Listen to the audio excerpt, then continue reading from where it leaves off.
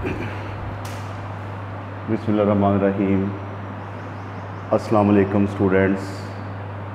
आज हम second year chemistry का 9th चैप्टर एरोमेटिक कंपाउंड्स पढ़ने जा रहे हैं। इसमें हम ये देखेंगे कि एरोमेटिक कंपाउंड्स क्या होते हैं और डिफरेंट एरोमेटिक कंपाउंड्स को उनके नाम जो हैं वो हम देखेंगे। तो सबसे पहले जो एरोमेटिक लफ्ज़ है वो लफ्ज़ एरोमा से निकला है, जिसका मतलब फ्रॉग्रेंस के होता है, खुशबू के होता है। आमतौर पे ये नोट किया गया कि जितनी भी खुशबुआत हैं उन सब में बेंजीन उन कंपाउंड्स का लाजमी हिस्सा होता है। यानी खुशबू वाले जितने भी कंपाउंड्स होते हैं उनमें बेंजीन उन कंपाउंड्स का लाजमी हिस्सा होता है। ठीक हो गया। तो बेंजीन जो है वो क्या होती है कि अगर बेंजीन का अगर हम फार्मूला देखें तो वो बनता है C6 और H6। इस फार्मूला को कैसे ड्राइव किया गया, यहाँ तक हमने कैसे अप्रोच किया, ये नेक्स्ट हमारे टॉपिक में होगा कि बेंजीन का फार्मूला C6 और H6 जो है वो कैसे पता चला कि ये फार्मूला होता है। तो इसका अगर हम स्ट्रक्चर देखें तो इसके अंदर 6 कार्बन्स जो हैं वो साइक्लिक पैटर्न में जुड़ी होती हैं। यानी कि बेंजीन के अंदर 6 कार्बन्स साइक्लिक पैटर्न में जुड़ी होती हैं और हर कार्बन पे एक एक हाइड्रोजन मौजूद होता है। ठीक है। और इसके अंदर इस स्ट्रक्चर के अंदर अल्टरनेट डबल और सिंगल बॉन्ड्स होते हैं, क्योंकि कार्बन की वैलेंसी जो है वो 4 का हमने ख्याल रखना होता है। तो ये बेंजीन का स्ट्रक्चरल फार्मूला हो गया और ये हो गया बेंजीन का कंडेंस फार्मूला। हम बजाय ऐसा लिखने के हम इस एक साइक्लिक हेक्सागोनल स्ट्रक्चर बना लेते हैं और बीच में एक लगा देते हैं सर्कल। इस सर्कल का मतलब होता है कि ये जो पाई इलेक्ट्रॉन्स हैं, these electrons are equally distributed among the 6 carbon of benzene. कि पाई इलेक्ट्रॉन्स जो हैं वो बेंजीन की 6 कार्बन्स में इक्वली डिस्ट्रीब्यूटेड हैं। इस सर्कल का मतलब ये बनता है, ये फार्मूला किसका हो गया, बेंजीन का हो गया। ठीक है। तो एरोमेटिक कंपाउंड्स की डेफिनेशन क्या हो गई कि ऐसे कंपाउंड्स जिन कंपाउंड्स में बेंजीन रिंग मौजूद हो वो कहलाते हैं एरोमेटिक कंपाउंड्स। ठीक है। तो ये नोट किया गया कि जो खुशबू वाले कंपाउंड्स हैं उनमें बेंजीन मौजूद थी। ठीक हो गया। तो ये एक जो है वो बन गया कि ऐसे कंपाउंड जिनमें बेंजीन मौजूद हो वो क्या होते हैं, वो एरोमेटिक कंपाउंड्स जो हैं वो हुआ करते हैं। ठीक हो गया। अब डिफरेंट एरोमेटिक कंपाउंड्स का हम ज़रा यहाँ पे नाम लेते हैं। तो बेंजीन को हम इस शक्ल में लिखेंगे कि साइक्लिक हेक्सागोनल स्ट्रक्चर बनाएंगे और उसके बीच में जो है वो एक सर्कल लगा दिया जाएगा। मसलन जी आपके पास आ जाता है जी ये बेंजीन। इस बेंजीन में अगर हाइड्रोजन को रिप्लेस करके यहाँ पे आ जाए OH तो इसको हम पढ़ेंगे फिनॉल। ठीक है। कि बेंजीन में अगर OH ग्रुप जो है वो लगा हुआ हो by the replacement of hydrogen from that carbon, के हाइड्रोजन को रिमूव करके अगर OH ग्रुप लगा हुआ हो तो उस कंपाउंड का नाम क्या होगा, फिनॉल होगा। और अगर बेंजीन की हाइड्रोजन को रिप्लेस कर दिया जाए विद दी मिथाइल ग्रुप तो ये बन जाएगा टॉलीन। ठीक है। टॉलीन क्या होता है कि अगर बेंजीन की हाइड्रोजन को रिप्लेस कर दिया जाए विद द मिथाइल ग्रुप तो वो क्या हो जाएगा, टॉलीन होगा। और इसको मिथाइल बेंजीन भी पढ़ सकती है, मिथाइल बेंजीन। और अगर बेंजीन के ऊपर जो है वो लगा हुआ हो जी एक क्लोरो ग्रुप, तो इसका नाम क्या होगा? क्लोरोबेंजीन। क्लोरोबेंजीन हो जाएगा, ठीक है।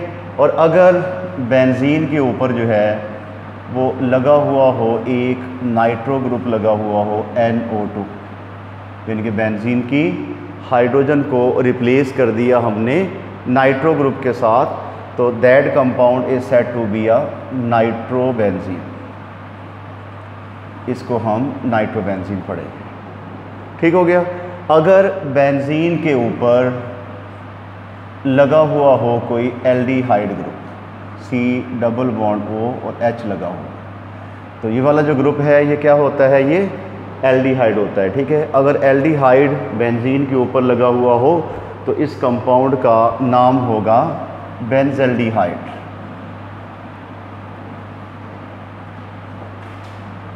बेंजल्डिहाइड, ठीक है। कि अगर बेंजीन के ऊपर एक एल्डिहाइड ग्रुप लगा हुआ हो तो इसका नाम क्या होगा? बेंजल्डिहाइड होगा। अच्छा, अगर बेंजीन के ऊपर जो है वो अमाइनो ग्रुप लगा हुआ हो NH2, NH2 क्या होता है? ये एक, इसका नाम है अमाइनो ग्रुप, अमाइनो। तो अगर बेंजीन के ऊपर जो है वो अमाइनो ग्रुप लगा हुआ हो, यानी कि NH2 ग्रुप लगा हुआ हो, तो that compound is said to be aniline. इसको हम एनिलीन जो है वो पढ़ेंगे। अच्छा, उसके बाद ही अगर बेंजीन के ऊपर कार्बोक्सिलिक ग्रुप लगा हुआ हो, COOH ग्रुप लगा हुआ हो, ठीक है, यानी कि बेंजीन के हाइड्रोजन को रिप्लेस कर दिया किसके साथ? COOH ग्रुप के साथ, तो इसको हम पढ़ेंगे बेंजोइक एसिड। ये आपके पास हो जाएगा बेंजोइक एसिड। और अगर बेंजीन के ऊपर जो है, मसलन यहाँ पे मैं लगा देता हूँ जी ब्रोमो, Br लगा देता हूँ, तो ये बन जाएगा ब्रोमोबेंजीन। तो नोमेनक्लेचर के लिए इन बेसिक कंपाउंड्स के नाम का जो है वो आपको लाजमी तौर पे पता होना चाहिए। इनका अगर पता होगा तो फिर नोमेनक्लेचर में जो है वो आसानी हो जाएगी, ठीक हो गया। तो अगर कार्बोक्सिलिक ग्रुप लगा हुआ हो तो बेंजोइक एसिड, और अगर ब्रोमो ग्रुप लगा हुआ हो तो ब्रोमोबेंजीन जो है वो इसको हम कहेंगे, ठीक हो गया। और उसके बाद ही अगर दो बेंजीन आपस में डिफ्यूज़ हुई हों, ऐसे करके दो बेंजीन आपस में डिफ्यूज़ हुई हों, तो it is said to be a naphthalene, ठीक है। यानी कि दो बेंजीन आपस में अगर डिफ्यूज़ हुई हों तो उसे हम क्या कहते हैं? नेफ्थलीन जो है वो कहते हैं, ठीक हो गया। और अगर तीन बेंजीन जो है वो आपस में डिफ्यूज़ हुई हों, ऐसे तीन बेंजीन आपस में डिफ्यूज़ हुई हों, तो उसको हम पढ़ेंगे फेनेंथ्रीन। क्लियर होगी बात? और अगर जो है तीन बेंजीन जो है वो डिफ्यूज़ हुई हैं तो क्या बन गया? फेनेंथ्रीन जो है वो आपके पास बन गया। क्लियर होगी बात? तो ये सारे क्या हो गए? ये सारे के सारे एरोमेटिक कंपाउंड्स हो गए।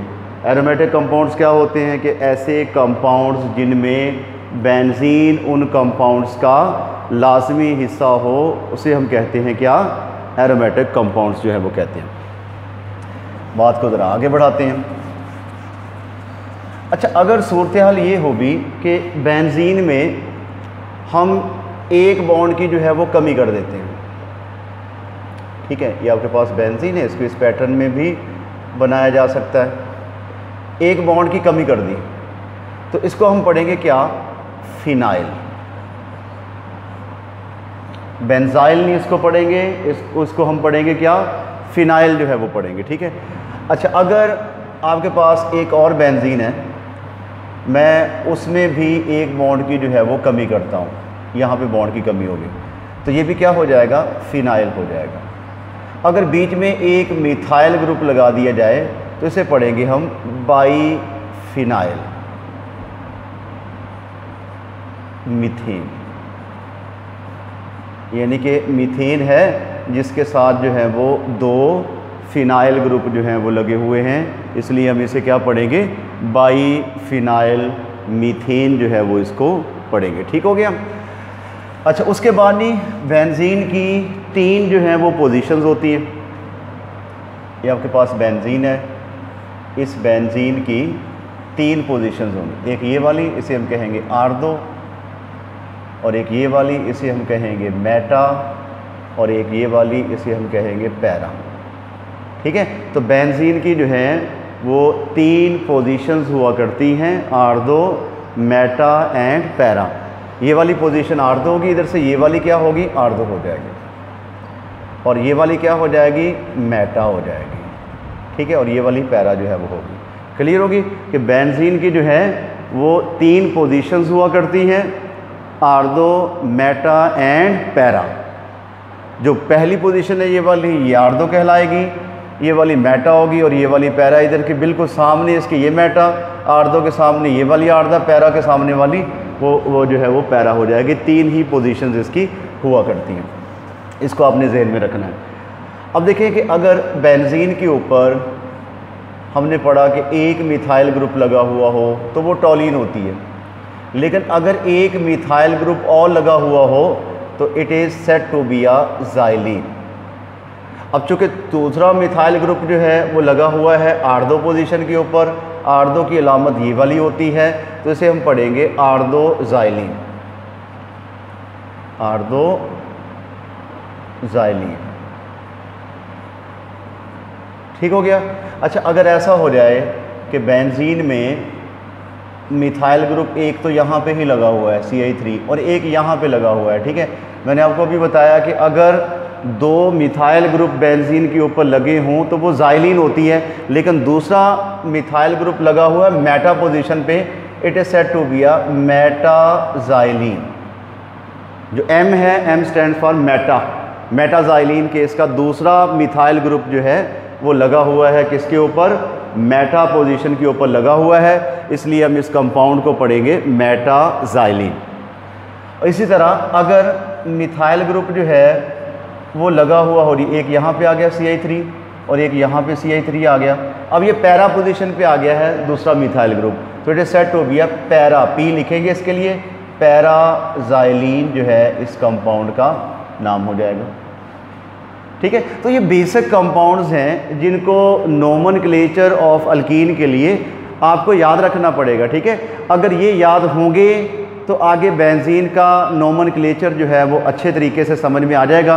अगर ये समझ में ना हुए तो नोमेनक्लेचर जो है वो आपको प्रॉब्लम करेगा। ठीक है, तो आज की हमारी वीडियो में इतना ही था। इन कंपाउंड्स को आपने अच्छी तरह तैयार कर लेना है, इनके नाम आपने याद कर लेने हैं।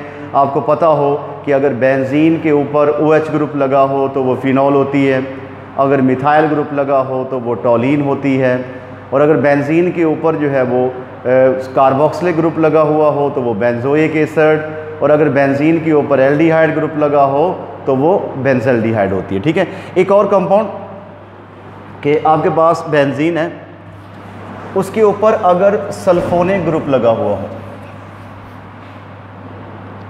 ये वाला जो है आपके पास बेंजीन है, इसके ऊपर लगा हुआ हो जी SO3H group, this group is said to be a sulphonic group. तो it is said to be a benzene sulphonic acid. ठीक है, कि अगर बेंजीन के ऊपर जो है वो SO3H ग्रुप लगा हुआ हो तो उसको हम क्या पढ़ते हैं, बेंजीन सल्फोनिक एसिड पढ़ते हैं। ठीक हो गया। आज के हमारे लेक्चर में इतना ही था। नेक्स्ट वीडियो में नोमेनक्लेचर ऑफ बेंजीन के बारे में हम काफ़ी डिटेल में पढ़ेंगे। उस वक्त तक के लिए अल्लाह हाफिज़।